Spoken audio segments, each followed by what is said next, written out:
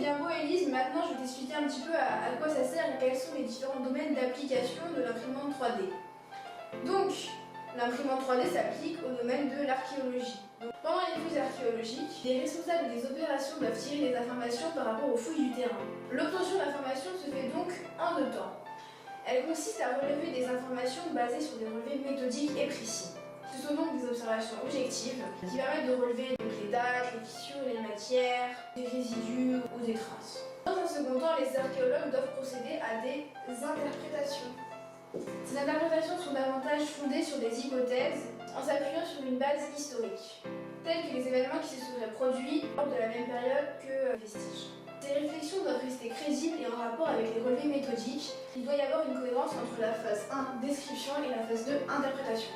Sur ce dernier point, donc l'interprétation, une illustration numérique en 3D permet une démonstration optimale.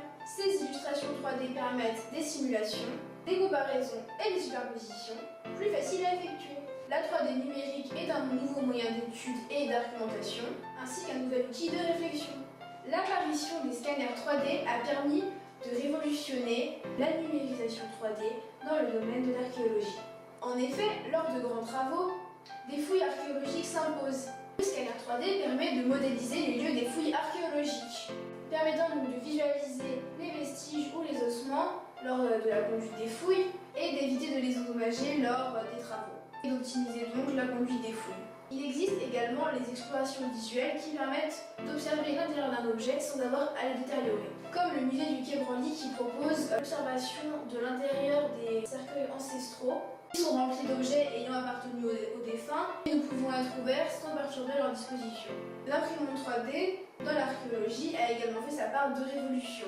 En effet, les objets sont tout d'abord numérisés, puis imprimés à l'aide d'une imprimante 3D utilisant soit la technique PolyJet, soit la technique SLS, donc par fridage laser.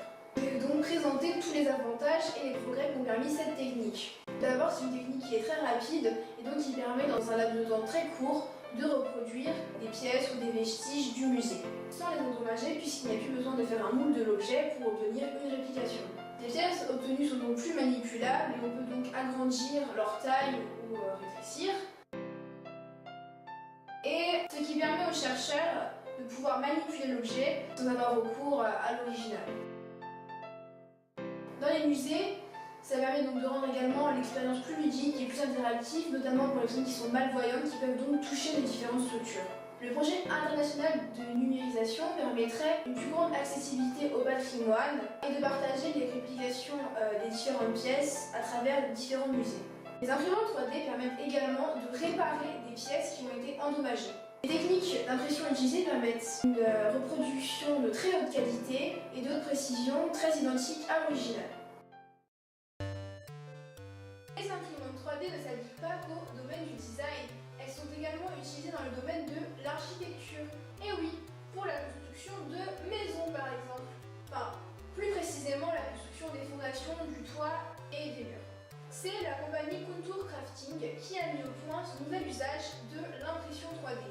Cette application est toujours en cours de développement, mais celle-ci est un nouveau pas vers l'innovation. L'impression 3D en architecture utilise la technique FDM, c'est-à-dire l'utilisation d'une buse qui dépose successivement de la matière pour former des couches successives. L'imprimante 3D en architecture utilise la technique d'impression FDM, c'est-à-dire dépôt de matière par une buse pour former des couches successives, mais avec une imprimante 3D géante qui a pour proportion 6 mètres de haut, 10 mètres de large et 40 mètres de... Mais cette fois-ci avec une imprimante 3D géante qui a pour dimension 6 mètres de haut, 10 mètres de large et 40 mètres de longueur. Donc, voici le schéma de l'imprimante 3D géante qui permet donc d'imprimer les maisons. Celle-ci est composée d'une petite grue armée d'un bras robotique se déplaçant le long des rails. Celle-ci est alimentée en matériaux malléables, généralement du béton, par un camion toupie. Il existe deux buses. Le jet, ici, déverse le béton à l'intérieur des deux buses. Celle-ci s'occupe de la création de la structure creuse des murs grâce à l'amoncellement des différentes couches successives, comme ceci. Tandis que l'autre buse remplit les murs creux avec le béton. Alors, le processus est piloté par un logiciel développé par MX3D, donc c'est un logiciel de modélisation. La machine transforme les données reçues par ce logiciel de modélisation en données géospatiales pour pouvoir imprimer donc les différentes parties de la maison. Il y a donc la possibilité de pouvoir imprimer des fenêtres, comme on peut le constater ici. Ce système permet également d'imprimer donc des maisons, comme on a pu le voir, mais également des tours ou des immeubles, car la machine est déplaçable le long des façades des bâtiments. On peut également ajouter d'autres bus, ce qui permet la création de grands blocs. Le plus couramment utilisé est le béton. Celui-ci est un mélange de ciment, de granulats, d'eau, ainsi que d'adjuvants permettant d'accélérer la prise de celui-ci. L'utilisation du béton permet également d'avoir des murs qui ont une résistance assez importante. L'utilisation de cette technique permettrait même d'avoir des habitats bien plus solides que ceux que l'on obtiendrait en utilisant les techniques actuelles. Ce qui, par exemple, permettrait de reloger rapidement et plus facilement des personnes sinistrées après une catastrophe naturelle. Le faible coût des matériaux permettrait de rendre l'habitat accessible à un plus grand nombre de personnes. En effet, avec cette technique, une maison coûterait 4 000 €. Cette technique pourrait servir par exemple à la création de maisons pour les personnes vivant dans des bidonvilles. On peut donc en conclure que cette technique entre dans le cadre du développement durable, d'un point de vue social et économique. Cependant, le point de vue environnemental est plus futuriste. En effet, le but est que prochainement, nous pourrons utiliser des matériaux recyclés ou à proximité de la zone de travaux pour l'impression de maisons, ce qui réduirait encore une fois de plus le coût.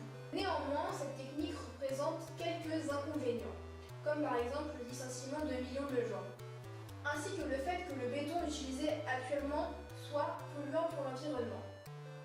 Dans le futur, cette technique pourrait également servir à peupler Mars ou la Lune, en utilisant les matériaux présents sur celle-ci pour l'impression de maisons. L'imprimante 3D pourrait bien révolutionner le monde de la médecine. C'est dans ce domaine que l'imprimante 3D promet d'être la plus novatrice. Elle est déjà en ce qui concerne la fabrication des prothèses. Il existe plusieurs types de prothèses. Tout d'abord, les prothèses que l'on enfile par-dessus un membre amputé. Ce sont les prothèses appelées les prothèses myoélectriques. Elles sont faites pour effectuer des gestes simples par analyse des contractions musculaires, comme celle-ci. Elle fonctionne grâce à des électrodes que l'on place sur certains muscles du membre amputé. En France, les prothèses remboursées par la sécurité sociale permettent de faire des mouvements simples, comme le mouvement pince. Les prothèses plus sophistiquées qui confèrent un mouvement doigté coûtent en général beaucoup plus cher et ne sont pas remboursées par la sécu sociale. Leur coût est de l'ordre de plusieurs dizaines de milliers d'euros. Le réseau Enabling the Future est la plus grande communauté en ligne afin que les particuliers fabriquent leurs propres prothèses myoélectriques. Les fondateurs de cette communauté affirment qu'avec le niveau de technologie actuel, il faut donner de l'espoir à ces personnes invalides. Enable prévoit de partager gratuitement les plans et les fichiers 3D des prothèses afin que ces personnes à mobilité réduite puissent en profiter dans le monde entier pour un moindre coût. Enable met en contact des personnes du monde entier afin qu'elles puissent communiquer et s'entraider. Et grâce à elles, des centaines de personnes ont déjà pu bénéficier de ce projet.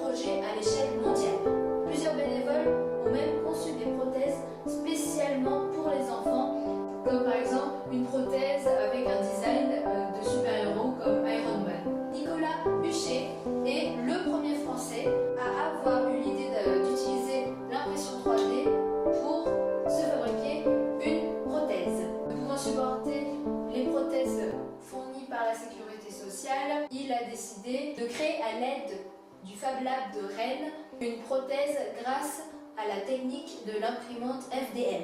Quelques mois après, en 2013, le premier prototype de la prothèse a vu le jour. Depuis, la prothèse a été améliorée, mais cependant, les fonctions restent tout de même très limitées comparées aux prothèses de génération supérieure. Elles permettent tout de même beaucoup plus de possibilités de mouvement et a une bien meilleure esthétique. Bien sûr, l'avantage qui prédomine est que le coût qui découle de cette fabrication est très minime par rapport à celui des prothèses de la génération supérieure. L'impression 3D a également fait ses preuves dans les prothèses à l'intérieur du corps. L'arthroplastie est la chirurgie qui permet de réparer les articulations. Chaque année, il y a plus de 100 000 prothèses de hanches et 40 000 prothèses de genoux qui sont créées. Les articulations des hanches et des genoux sont des articulations complexes qui sont faites de plusieurs morceaux d'os. Les prothèses doivent donc être constituées de plusieurs pièces qui doivent pouvoir glisser et frictionner entre elles pour se rapprocher le plus possible de la mobilité originale du patient. Cependant, les implants ont toujours été conçus à partir d'un modèle standard avec un nombre limité de tailles et de formes. De ce fait, il se peut que la prothèse ne convienne pas parfaitement au patient et qu'il y ait des mauvaises positions et frottements. Il suffit que ce soit de l'ordre de quelques millimètres pour entraîner des douleurs importantes chez le malade. Et la mauvaise cinématique engendrera des douleurs importantes post-opératoires chez le patient, ou bien des inégalités de membres, ou bien même des luxations. L'imprimante 3D va avoir un rôle important dans la fabrication des prothèses, puisque le patient va pouvoir avoir ce qui va pouvoir réduire considérablement les inconvénients des modèles imposés par les prothésistes. Une pose de prothèse de hanche se justifie par des pathologies telles que l'arthrose, due à la vieillesse, au surpoids, au sport. La prothèse de hanche se compose en 3 parties. Une partie qui est fixée sur le bassin, une autre qui est fixée sur le fémur et une troisième qui relie les 2 parties. Il y a donc entre ces 3 parties un mouvement de frottement. Laisse-moi te donner un exemple d'une personne qui a profité de l'avancée technologique de l'imprimante 3D.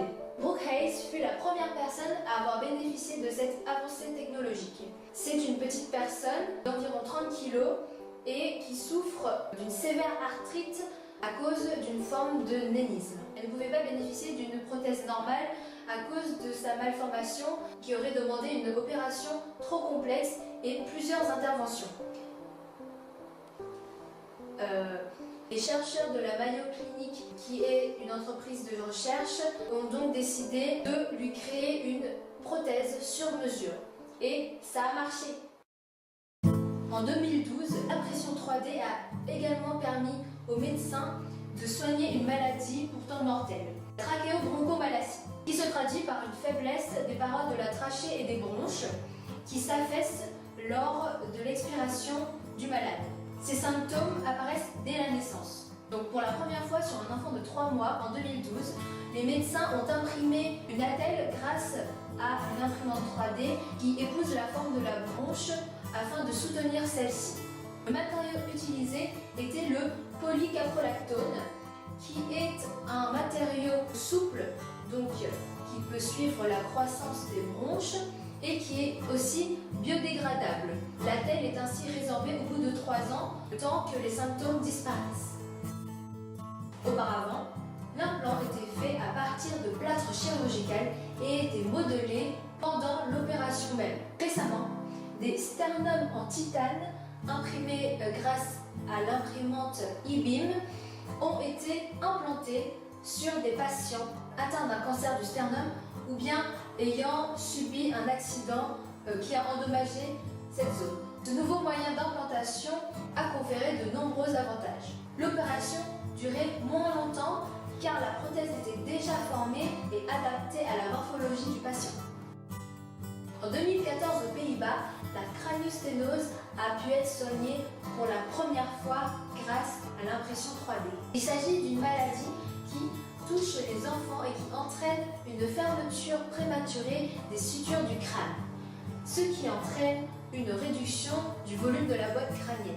Plusieurs prothèses de calotte crânienne faites de plexiglas ont été imprimées grâce à la technique stéréolithographique pour des nourrissons de 6 à 12 mois. L'imprimante 3D a également été adoptée par la chirurgie maxillofaciale, qui est la chirurgie de reconstruction de la mâchoire. De nos jours, cette chirurgie utilise toujours des fragments du péroné, c'est le grand os de la jambe, et des plaques d'ostéosynthèse qui, elles, sont imprimées grâce à des imprimantes 3D. Le guide de coupe du péroné est lui aussi imprimé en 3D afin de raccourcir le temps d'opération et de réduire les risques d'erreur. Les cardiologues vont aussi trouver une utilité aux impressions 3D. Ils utilisent des répliques agrandies de cœurs malformés afin de visualiser le problème et de juger quelle intervention est nécessaire.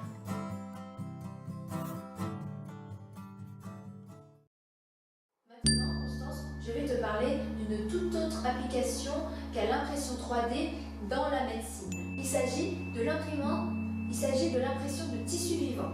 Face aux limites de l'ingénierie tissulaire, cette technique d'impression consiste à stimuler la régénération de tissus déficients. Cette technique d'impression a quelques analogies avec l'impression 3D que on connaît jusqu'à maintenant.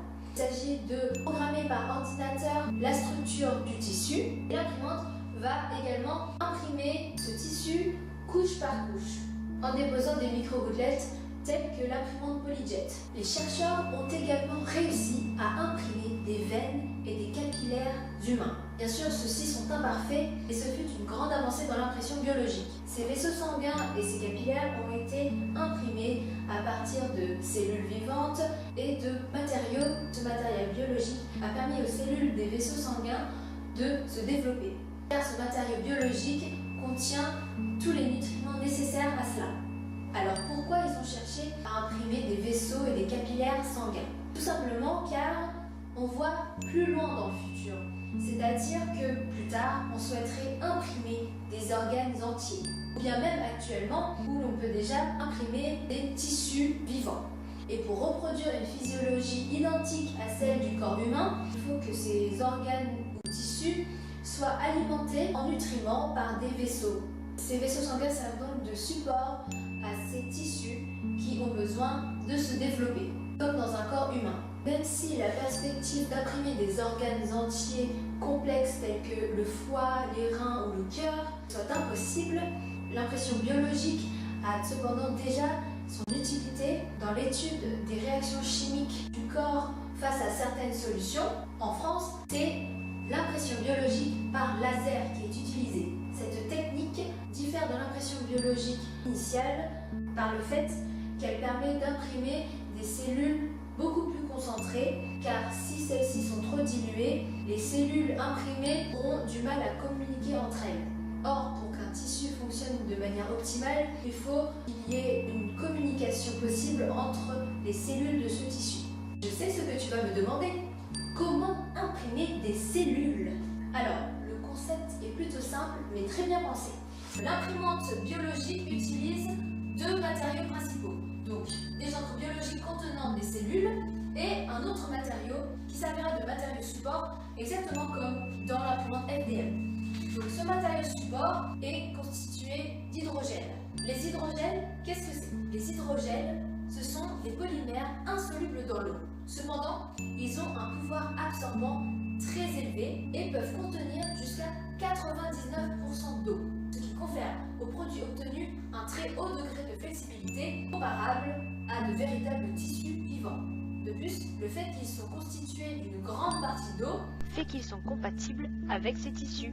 L'impression biologique va donc très prochainement faire ses preuves dans plusieurs domaines, tels que l'industrie cosmétique et pharmaceutique, car le fait de reproduire le tissu humain va permettre de pouvoir tester des molécules, des ingrédients, des médicaments, des traitements médicaux sur ceux-ci afin de prévoir la réaction du corps humain. De quoi réduire l'expérimentation animale. L'impression biologique va également favoriser l'émergence de la médecine individualisée.